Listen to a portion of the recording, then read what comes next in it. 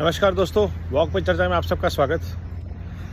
मणिपुर की दुर्घटना पे सारा देश क्षुब्ध है और जो कांग्रेस पार्टी ऑफ इंडिया है वो कुछ ज़्यादा ही क्षुब्ध है, सीपीआई, क्योंकि ये लेफ्ट इकोसिस्टम को वो सपोर्ट करते हैं। उसका काम है कि देश में अराजकता, डर, भय, नकारात्मक माहौल बनाया जाए और देश की होने वाली प्रगति के प्रयासों के ऊपर पानी फेर दिया जाए, उसकी बातों को पूरा अनदेखा कर दिया जाए। घटना हृदय विदारक है, इसमें कोई डाउट नहीं है, लेकिन उसकी जड़ें बहुत पुरानी हैं। उसके खिलाफ जिसने भी एक्शन किया है उसके खिलाफ एक्शन भी हो रहा है और होगा,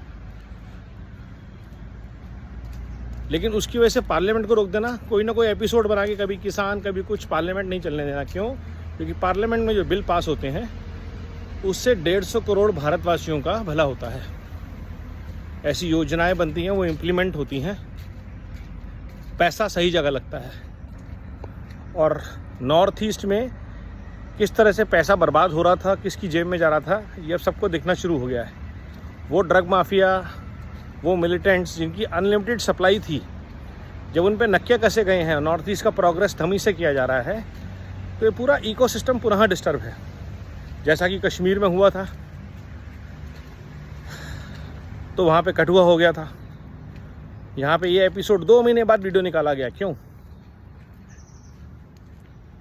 सोचने वाली बात है कि ऐसे एपिसोड जो हैं उनकी टाइमिंग बड़ी क्रिटिकल होती है और एक इकोसिस्टम तुरंत उस पर रिवर्ट करना शुरू करेगा। और अब वो इकोसिस्टम में तो एक पार्टीज़ हैं, ये जो गुरिल्ला टैक्टिक्स यूज़ की जाती हैं कि इधर से महुआ मोइत्रा अटैक करेंगी, उधर से सुप्रिया शनित्र अटैक करेंगी, उधर से पवन खेड़ा बोलेंगे, उधर से उद्धव ठाकरे बोलेंगे, फिर अरविंद केजरीवाल आएंगे, लास्ट में राहुल गांधी आएंगे, उसके बाद प्रियंका आएंगी। तो ये जो इकोसिस्टम गुरिल्ला वॉर लड़ने की कोशिश कर रहा है, क्यों? ताकि एक बंदे को और उसकी टीम को गिराया जा सके, घिरा जा सके, क्योंकि वो राष्ट्र निर्माण को समर्पित है।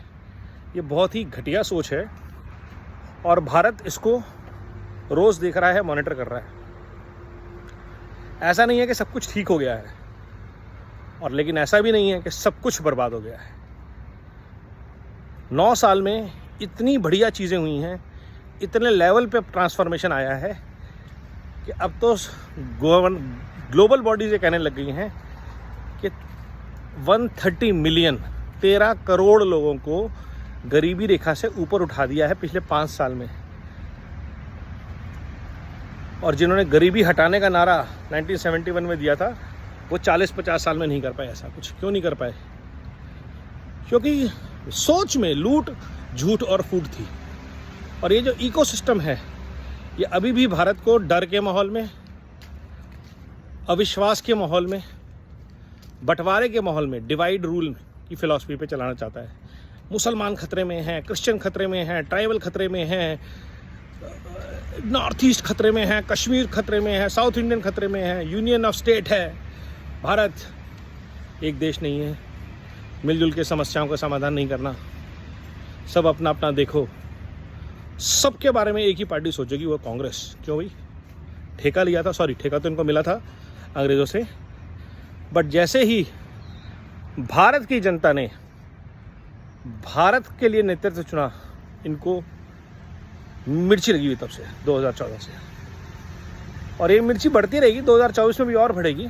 क्योंकि ये जो इकोसिस्टम है, ये कुछ प्रेस्टिट्यूट्स हैं, कुछ प्रोटेस्टिट्यूट्स हैं, कुछ मीडिया एक्टिवेटेड ज्यूरी है जिसको हम म्यूरी बोलते हैं, जो कि लुटेज माफिया कहलाता है। और 10 जनपद को इनको पूरा समर्थन रहता है।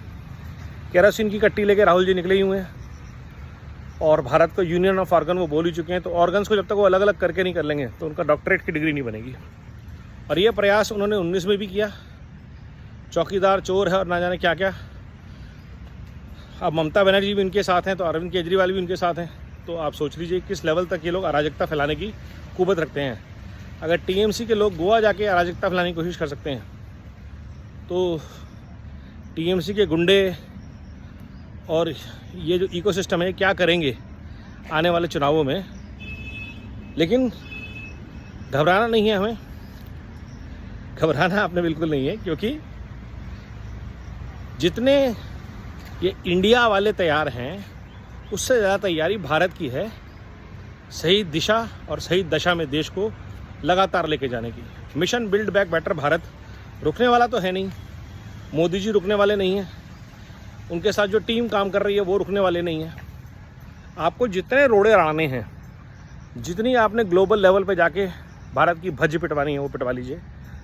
जितने भी ये लाल जिहाद, डीप स्टेट, प्रेस्टिट्यूट्स, प्रोटेस्टिट्यूट्स आपने एक्टिवेट करने हैं वो कर लीजिए। ये चंद मुट्ठी भर 10, 20, 50 हज़ार लोग भारत के विकास और प्रगति के रथ को रोक नहीं पाएंगे, रोक नहीं सकते हैं। तो अभी तो आपने एक मणिपुर के एपिसोड को एम्पलीफाई किया है, राजस्थान बंगाल आप भूल जाते हैं। अभी आप लोग और भी ऐसे इश्यूज़ लेकर आएंगे, कोई ना कोई किसान आत्महत्या करेगा, कोई ना कोई बेरोज़गार अपने ऊपर पेट्रोल छिड़केगा, और ये टूल किट है, देश को पता है। किसी एक या दो घटनाओं के बेसिस पे पूरे देश की आत्मा को आप कंट्रोल नहीं कर सकते कि देखो जी पूरा देश बर्बाद हो गया। अरबों रुपया लगा है नॉर्थ ईस्ट में, नॉर्थ ईस्ट की प्रगति के लिए। अरबों रुपया लगा है कश्मीर में। आज कश्मीरी फैमिलीज़ ने वो खुशियाँ देखी हैं जो कांग्रेस और अब्दुल्लाज और मुफ्तीज़ के राज में कभी उन्होंने सोची भी नहीं थी। They had given up on their lives. और जहाँ जहाँ कांग्रेस और ये लोग पावर से हटाए जाएंगे वहाँ वहाँ बेटर लाइफ आएगी और ये लोग उसमें जाके भसड़ मचाएंगे। सोचने की बात यह है कि एक नेता गया नॉर्थ ईस्ट में, उसके बाद ये सारी भसड़ शुरू हुई, क्यों पहले नहीं हुई?